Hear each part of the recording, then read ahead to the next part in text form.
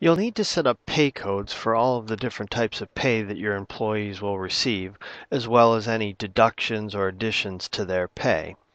So to set that up, we're going to go to Payroll and then Pay Codes. Set up a pay code. You're going to first put in a code. It's up to 6 digits. It can be numbers or letters or a combination, and it really can be anything that you want it to be. The only requirement is that each pay code is unique, so you would just type in, again, whatever you want that to be, and then in the description, that's where we would put in what we want to call this pay code. So I could put in something like hourly pay. Then the type of pay code that it is. We have options here for either hourly, salary, an addition, a deduction, or commission. So depending on which code type we pick, that may change what we see in the bottom portion there. So for hourly and salary, all you have to do here is then pick whether it's regular pay, sick pay, or vacation pay, and then in the expense account area, pick which expense account this needs to post to in your general ledger. So you would want to go to the portion of your general ledger where you have your account set up for payroll. Now I happen to have here both a payroll hourly as well as a payroll salaries, but you may just have one expense account for all of your payroll, and that's fine. If you only have a few employees, you might not need to have multiple payroll accounts. But if you do want to have multiple payroll accounts, you want to make sure that you already have those set up in your chart of accounts before you start setting up the various pay codes. Then after you pick your expense account, you would simply go ahead and choose Save. And as you can see, I didn't pick a code type here, so let's pick that, and now we'll try it. And now I've added that pay code in. We can go ahead and choose New to add in another pay code, but let's just take a look real quickly here at the other code types. So if we pick an addition, we have some other things that we have to set up.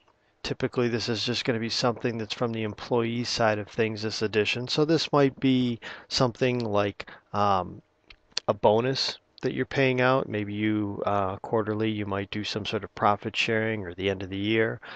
Perhaps this addition might just be for mileage that you're paying them back for. They had to go several places and they turned in a mileage sheet. And so that type of addition might be something. So you would just pick whether this type of an addition is a percentage of their base wage or just a flat amount. You can fill in on the actual pay code a base rate or percentage. However, I usually recommend that you just leave that set at 0 and you set that percentage or amount in the employee file because typically you may have different amounts for different employees, or you may just leave it even at 0 in the employee file and add that in at the time you're paying them for the week. It might not be a set amount.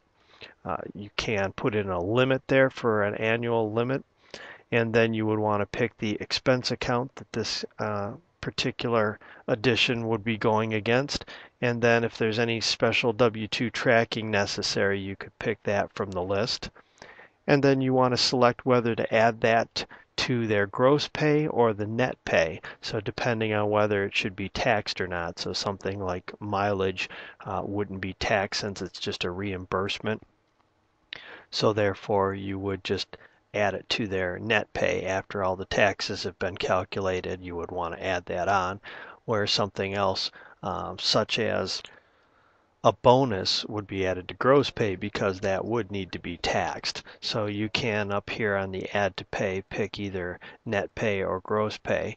And on the gross pay you can see you can choose whether the pay should be subject to federal tax, state tax, all the different types of taxes there are. So if there's a particular tax that it shouldn't be subject to, then you can just uncheck that particular tax.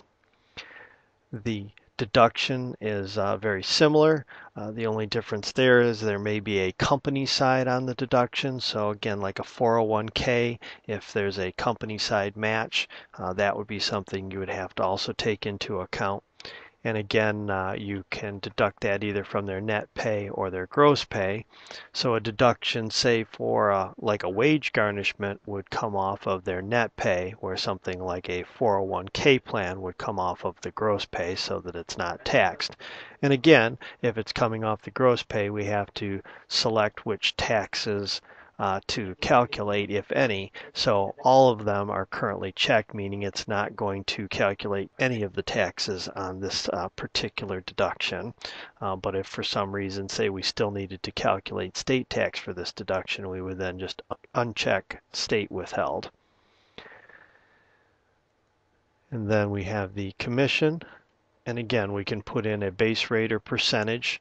Typically, I would say leave that 0 and set that up in the employee's file. And then we would just pick the expense account that the particular wage is coming out of. Now, because we recognize there are a lot of different pay codes that are common to most businesses, we do have a list of pay codes already in the system. So you would probably want to start by going through the pay codes that are already in the system and just setting up those pay codes instead of having to go in and add all your own. So in order to do that, you would just simply go ahead, we'll just choose new here, and then we'll double click the search icon. And now here's our list of all the pay codes that are already in the system. So you can see we have a lot of different options there, from 401k plans to salary to hourly. So you would just go ahead and pick the particular wage. So let's go ahead and look at the pay code here for office hourly wages. And we would just highlight that and then click on the Edit tab. And you can see everything's filled out. All we have to pick is the expense account that we want this to post to. So again, we would just go down our list here and pick the appropriate expense account, and now go ahead and choose Save. And now, because I've already searched and created my list, I can just click back to the list here, and then if I wanted to go ahead and do the sick time, and then I would just do the same thing, and I would continue to go through that.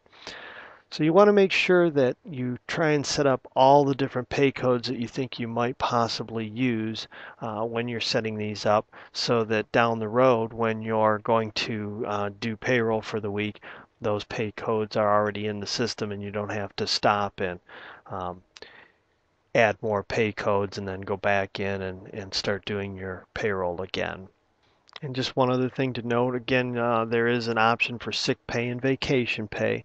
And so if you do offer a certain amount of sick time and or vacation time, you want to make sure you have specific pay codes set up for that type of pay, so that when you pay for that, it will deduct that. You'll see when you set up the employee that you can put in the number of hours available for each of those, and then when you use those particular pay codes, it will deduct that from the time allotted to them for the year, and that information will then show up on their pay stub.